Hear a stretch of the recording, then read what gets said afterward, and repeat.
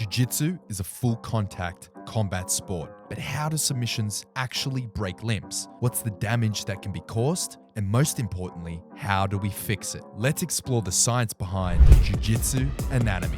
We're going to explore the Kimura, heel hook, and armbar. And to help us, we have a secret weapon. This is Kenny. Kenny is a physiotherapist based out of Bondi Junction Sydney, and he'll be joining us to share his expertise and explain exactly what's happening in the body when injuries occur as a result of jiu-jitsu submissions. Let's talk about the armbar. All right, so what actually breaks? If you don't tap, then the most common thing that will break is either the ligaments or the tendon. So if there's a bit more strength or leverage, the result can also be bone bruising or even a microfracture in the bone with some swelling in the joint as a result. Or in very rare situations, a real fracture of one of the bones in the elbow can happen as well. But most commonly, it will be one of the ligaments that's damaged. So a ligament is strong connective tissue that connects two bones or attaches two bones to each other, and its function is to restrict movement. This is good to stabilize the body. To give an easy example, without ligaments in my shoulder, it would be easy to dislocate that joint, so with obvious injuries as a result. So a ligament is one of the two most common tissues to get damaged in an armbar. The other one is a tendon. So the tendon is also strong connective tissue, but it originates from the muscle and it attaches to the bone. It's actually the stronger part of the muscle that's attached to the bone. So why does it break? An elbow is designed to have full extension, but no more than that. If it goes further, something's gotta give. So how can we fix it? So whenever you dislocate your elbow, there's a decent chance of a small fracture as well. So sometimes it's better to have an X-ray to exclude that. But if not, if it's only a strain in the elbow, then physio can help straight away. The elbow consists of three bones. In the lower arm we have the radius and the ulna, and then one bone in the upper arm is called the humerus. One of the things that can happen is that there's damage on one of the ligaments that holds the head of the radius in place, and due to that there might not be enough functional movement anymore, and some muscles will either work too much or will have to compensate. Another thing that can happen is that the joint between the upper arm and the ulna doesn't move smooth anymore. So it's supposed to be a nice U shape, and it could have shifted a bit, and that happens quite often with an overextension if you just go too far like in an armbar. So the rehab will depend on the type of injury and what exactly is injured, but a good tip or self-exercise to do for the rotation issue that I just talked about before to restore the rotation is this one. So you try to grab on top here as I actively rotate my hands from palm up to palm down. You push with your hand actively against the radius, and against the muscles that sit on top of it. So you're trying to resist that movement by holding and pushing back the other side. When doing that, you're actually mobilizing the joint. You're also giving yourself some release of the soft tissues that are sitting on top of it. So we can do the exact opposite for the other twisting movements. So from palm down to palm up, try to grab that same part of your elbow, which is the radius and the soft tissue that's sitting around it, and pull it towards you. Again, it will help with restoring that proper glide and slide of that joint, and it will give a good effect on the ligaments and on the adjacent muscles as well. So another thing to bear in mind is to have a good balance between muscle groups. In BJJ there's a lot of gripping, which will strengthen the flexors of the elbow a lot. But what's often forgotten is the extensors of the elbow, which is the opposite part and of the muscle groups here in the forearm. But the human body can only function optimally if there's a good symmetry, not only left and right, but also between opposite muscle groups in the same limb. So with a heel hook, the purpose is to get a twist going on in the knee until a level that's too uncomfortable for the opponent in order for them to tap. Otherwise, the knee will break. The human body can absorb quite a bit of load, but in the twisting movement, there's only so much absorption that can happen. So there are four bones in the knee joint: the tibia and the fibula, which are in the lower leg. We have the femur, which is the upper leg, and then there's the patella or the kneecap that's sitting on top of the femur. There's usually around 45-degree external rotation and 25-degree internal rotation possible when the knee is in a flex position. Some people have higher or lower mobility, but at some point there's no more slack in the tissues and issues will occur. So the most common tissues that will get injured are ligaments, the menisci, and some tendons.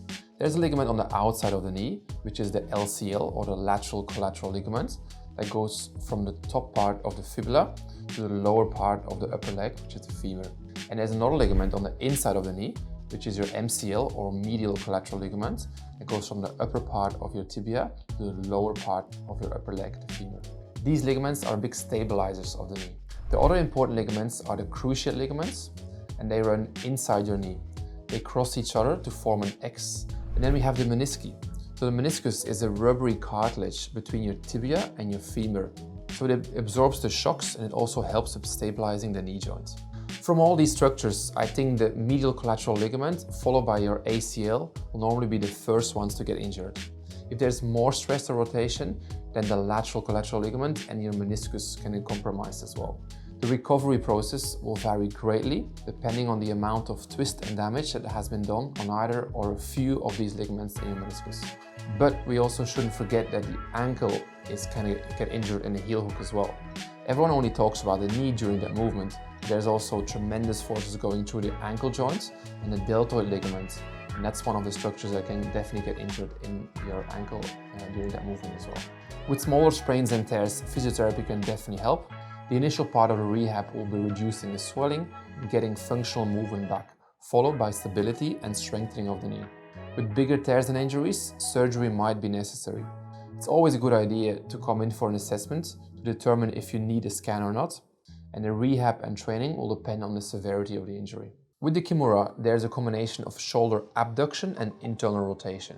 There normally won't be a dislocation of the shoulder joint, but the ligaments and the muscles will be the structures which will most likely be affected if you don't tap fast enough. The highest likelihood of injury will be one of these three ligaments, which is the inferior glenohumeral ligament, the coracohumeral ligament, and the acromioclavicular joint capsule.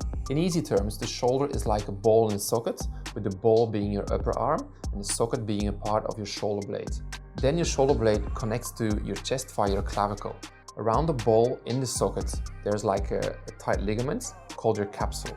This is thick fibrous tissue which forms a sleeve around the joint to keep the shoulders stable. It restricts movements, which is good in order to prevent dislocations, for example. Other possible injuries are ligament injuries around the elbow, or, very rare, but it could happen, a fracture of your humerus or your upper arm. If the ligaments are damaged, it will most likely take 6 to 8 weeks to heal, depending on the impact and the damage that's done. There are different kinds of sprains. So we have a grade 1 sprain, where the fibers of the ligament are slightly stretched. Then we have a grade 2 sprain, which is a partial tearing of the ligament. This can definitely cause laxity or instability in the joint. Then we have a grade 3 sprain, which is a complete tear of the ligament, and this will most likely require surgery. With ligament sprains, there will almost always be some swelling and stiffness. You don't necessarily see the swelling, it can be inside the joint, but you'll feel the stiffness.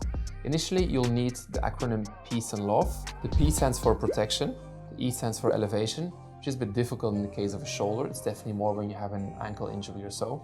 But definitely avoid anti-inflammatory medication and icing, as this will delay your healing. And also some compression with a band or a brace or so. After the first few days of recovery, our tissues require some LOVE, which means that it's okay to move as long as it's within the pain range. This will help with restoring the mobility, the proprioception and the vascularization, and also the stability of the joint. It's always better to check in with your physio to see what exactly is going on and how much rehab you'll need. Sometimes it feels quite okay, but there could be some instability, and a preventative check is always better. So 2 easy exercises to increase the stability of your shoulder joint, which are quite safe to do early on in the rehab, are internal and external rotations with an elastic band. If you're having difficulty recovering from an injury and you're living not too far away from Bondi Junction, give us a call and we're happy to help.